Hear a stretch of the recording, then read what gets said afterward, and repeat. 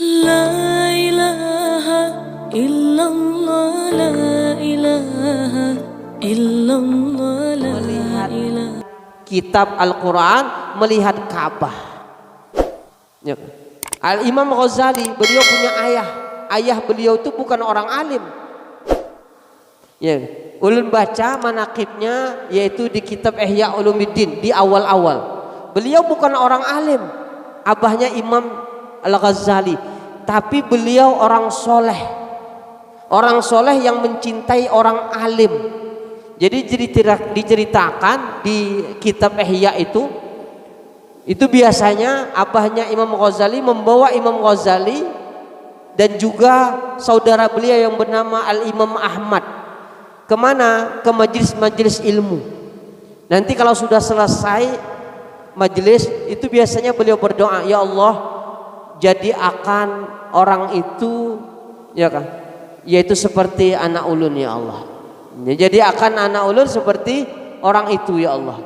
Bahkan beliau biasanya menangis, ya Allah, jadi akan anak ulun seperti orang itu, orang alim itu, ya Allah, orang soleh itu, ya Allah. Beliau biasanya menangis. Bahkan pada saat beliau meninggal, sebelum meninggal, beliau taruh anak beliau ini yang dua itu kepada orang alim itu. Ya kan? Beliau taruh. Beliau beri akan duit, ya kan? Beliau beri akan belanjaan dan beliau titip akan anak beliau kepada orang alim itu. Inilah cara bagaimana supaya anak kita jadi orang-orang alim. Tidak cukup, maaf, kita masukkan anak kita ke pondok. Tidak cukup kita ajar akan anak kita hal-hal yang baik, tapi mulai dari diri kita, mulai dari istri kita. Bagaimana kedua-duanya mencintai orang alim, mencintai orang soleh.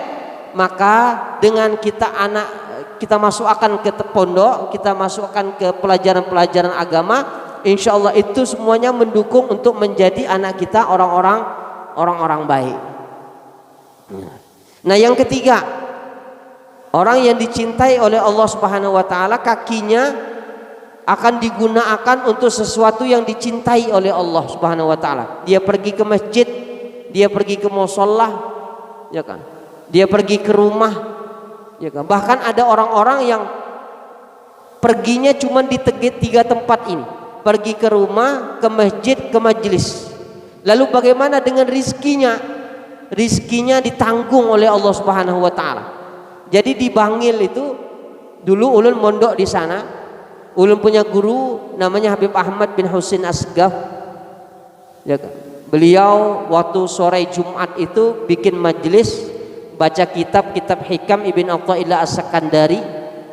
Ya, dan yang biasa hadir itu adalah ada seseorang namanya Syekh Ahmad. Namanya Syekh Ahmad. Syekh Ahmad ini hanya di 3 tempat saja beliau datangi. Di majelis, di masjid, di rumah. Majelis, masjid, rumah. Itu saja tiap hari, tidak pernah bekerja. Ya. Lalu ulun punya guru Habib Ahmad bin Husin Asgaf, beliau masih hidup. Ya, saksi matanya masih hidup. Beliau panggil Syekh Ahmad, ulun pingin tanya ke Pian. Pian ini dari masjid ke majelis ke rumah, cuman Pian tidak pernah bekerja. Ulun tidak pernah melihat Pian bekerja. Cuman Pian punya anak, punya istri. Bisa saja Pian beri akan makan seperti orang-orang yang bekerja itu memberi makan anak dan juga istri mereka. Pertanyaan ulun, dari mana Pian mendapat akan rezeki itu? Ya, ini demi Allah ulun dapatkan cerita ini dari Habib Ahmad bin Husin Asgaf. Maka dijawab oleh Syekh Ahmad, guru Habib, minta ampun, minta maaf, ulun tidak pernah menceritakan ini kepada siapapun kecuali hanya kepada Pian.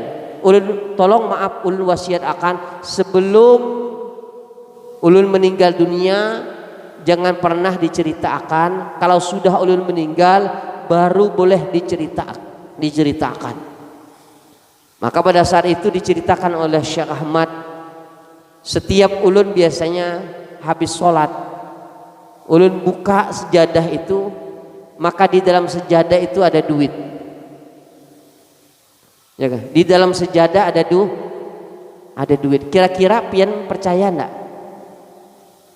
Ya kan? Ngelihat sejadah ada duit, kira-kira percaya nggak?